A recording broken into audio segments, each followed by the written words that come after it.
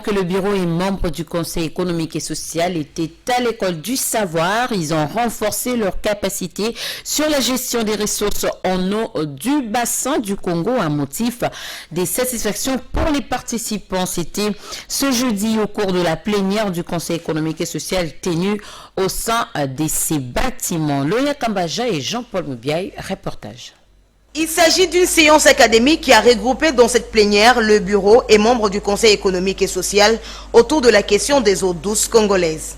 Dans son exposé, le professeur Raphaël Timonga a tout d'abord relevé le fait que l'accès aux services d'électricité reste un casse-tête en République démocratique du Congo. De l'eau coule dans des rivières, mais nous manquons de l'eau dans la maison. Nous avons un grand potentiel en hydroélectricité, mais jusque-là, les taux d'accès au service d'électricité est très faible pour ce qui concerne l'irrigation. Dépendons toujours de la nature. Il faut qu'il pleuve pour que nous puissions cultiver. La RDC est en train d'importer de l'eau alors que la RDC devrait exporter de l'eau. À en croire l'orateur, la RDC regorge environ 3/4 de la superficie totale du bassin du Congo. Il est donc important que la RDC joue le rôle de premier plan dans la gestion des ressources en eau de ce bassin. Ces potentiels lui permettent également de développer plusieurs services. Nous avons plusieurs services que nous pouvons développer, notamment la fourniture d'électricité à partir de l'énergie propre, faciliter la navigation, irriguer, commencer à produire toute l'année, améliorer l'accès à l'eau potable, le maintien de la biodiversité aquatique. Et il y a aussi des services environnementaux que le bassin fournit. Crébac apporte déjà une solution à la gestion des ressources en eau,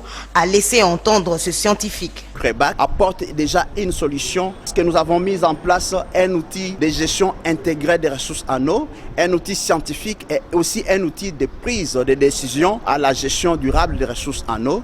Les chercheurs et investisseurs peuvent bien accéder à cet outil au niveau de chaque sous-bassin et avoir des informations en termes même de l'identification du bassin versant, en termes de services. Donc c'est un outil qui identifie les potentialités afin de pouvoir améliorer le bien-être socio-économique de nos populations. Ici est de noter qu'une bonne stratégie de gestion durable de ressources congolaises en eau permettra à la République démocratique du Congo de se développer. Après un jeu de questions-réponses, cette plénière s'est clôturée dans une ambiance bon enfant après avoir épuisé les points inscrits à l'ordre du jour. Autre titre d'actualité, mesdames et messieurs, la